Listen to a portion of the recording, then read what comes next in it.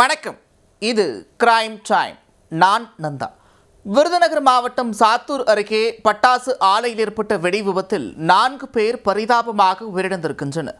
வெடிப்பொருட்களில் ஏற்பட்ட உராய்வு காரணமாகவே விபத்து நிகழ்ந்திருப்பதாக மாவட்ட ஆட்சியர் ஜெயசீலன் தெரிவித்திருக்கிறார். தொடரும் பட்டாசு ஆலை விபத்துக்கு முற்றுப்புள்ளி வைக்கப்படுமா?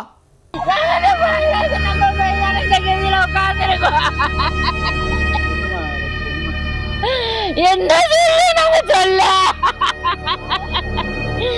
2 மாசமா ஹஸ்பண்ட் வீட்டுல இருந்தானே என் பிள்ளை.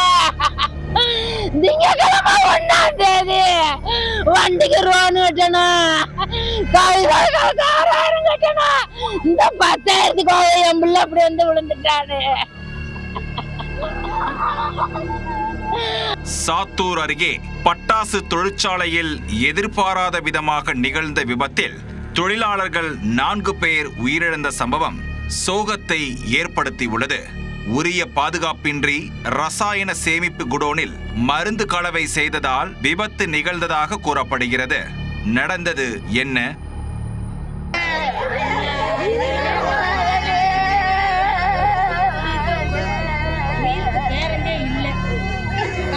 விருதுநகர் மாவட்டம் அச்சங்குளத்தைச் சேர்ந்த 41 வயதான சகாதேவன் என்பவருக்கு சொந்தமான பட்டாசு தொழிற்சாலை பந்துவார்பட்டி கிராமத்தில் செயல்பட்டு வருகிறது.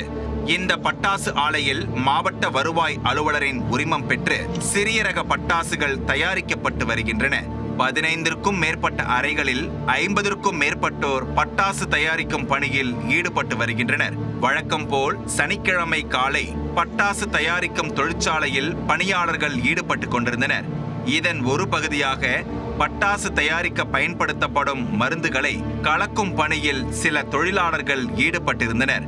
அப்போது எதிர்பாராத விதமாக திடீரென வெடி விபத்து ஏற்பட்டதில் 3 அறைகள் தரைமட்டமாகின. இந்த விபத்தில் மாரிச்சாமி, ராஜ்குமார், மோகன் மற்றும் செல்வகுமார் ஆகிய 4 பேரும் நிகழ்விடத்திலேயே பரிதாபமாக உயிரிழந்தனர். தகவலறிந்து வேப்பங்கோட்டை மற்றும் 7000 பண்ணையில் இருந்து தீயணைப்பு துறையினர் விரைந்து வந்து மீட்பு பணியில் ஈடுபட்டனர். உயிரிழந்த 4 பேரின் உடலையும் கைப்பற்றி உடற்கூறு ஆய்விற்காக சாத்தூர் அரசு மருத்துவமனைக்கு அனுப்பி வைத்தனர்.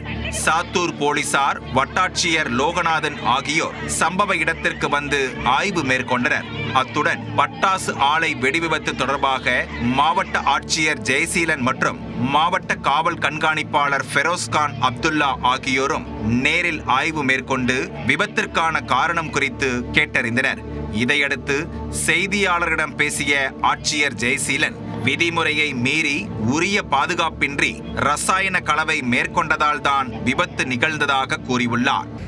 இந்த வெடி விபத்தை பொறுத்த அளவில் நேற்று பணி முடிந்து மீதம் இருக்கக்கூடிய வேதிப்பொருட்களை முறையாக அப்புறப்படுத்தாமல் அந்த பழைய வேதிப்பொருட்கள் இருந்ததால் அதில் ஏற்பட்ட இன்றைய காலை பணி செய்யும் போது ஏற்பட்ட உராய்வின் காரணமாக அந்த விபத்து ஏற்பட்டதாக முதல் கட்ட விசாரணையில் தெரிய வருகிறது.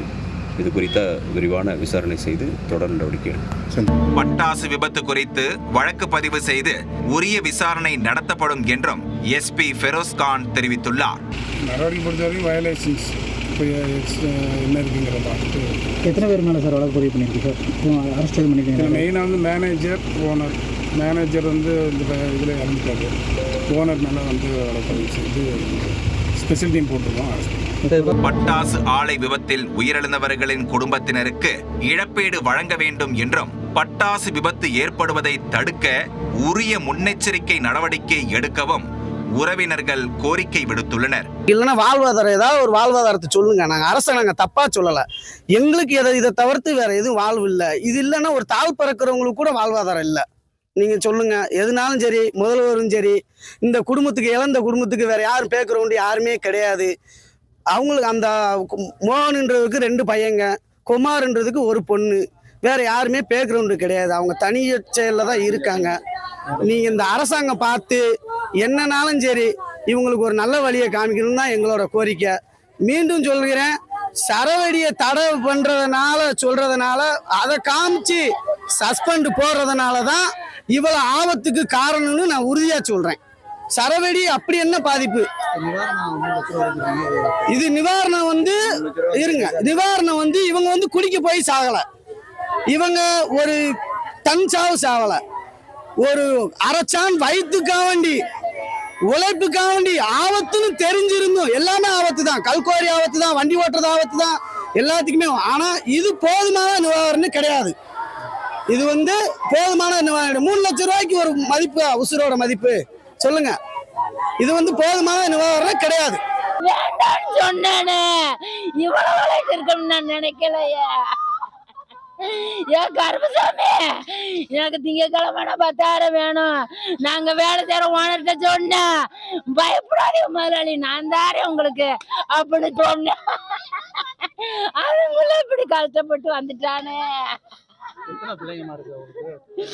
ஒரு பொம்பளை பிள்ளை. பட்டாசு தொழிற்சாலையில் ரசாயன கலவை செய்வதற்கென்று தனி அறை ஒன்று உள்ளது. ஆனால் பிரத்யேக அறையை தவிர்த்துவிட்டு ரசாயன சேமிப்பு கிடங்கில் வைத்து மூலப்பொருட்களை தொழிலாளர்கள் கலவை செய்துள்ளனர். விதியை மீறி உரிய பாதுகாப்பின்றி ரசாயன கலவை செய்ததால்தான் விபத்து ஏற்பட்டது என்பது விசாரணையில் தெரிய வந்துள்ளது. விபத்து தொடர்பாக பட்டாசு ஆலை உரிமையாளர் சகாதேவன் மற்றும் அவரது மகன் குருசாமி மீது போலீசார் வழக்கு பதிவு செய்துள்ளனர். அவர்கள் மீது அஜாக்கிரதையாக செயல்பட்டு உயிரிழப்பு ஏற்படுத்தியது, விபத்து ஏற்படும் என தெரிந்தே கவனக்குறைவாக செயல்பட்டது உட்பட 4 பிரிவுகளின் கீழ் வழக்கு பதிவு செய்துள்ளனர். அத்துடன் தலைமறைவாக உள்ள இருவரையும் பிடிக்க போலீசார் தீவிரமாக தேடி வருகின்றனர். ஏற்கனவே கடந்த மே 9ஆம் தேதி சிவகாசி அருகே ஏற்பட்ட வெடிவிபத்தில் 12 பேர் உயிரிழந்தனர். அந்த வடு காய்வதற்குள் பந்துவார்பட்டி கிராமத்தில் நிகழ்ந்த பட்டாசு ஆலை வெடிவிபத்தில் 4 பேர் உயிரிழந்த சம்பவம் அப்பகுதியில் பெரும் சோகத்தை ஏற்படுத்தி உள்ளது.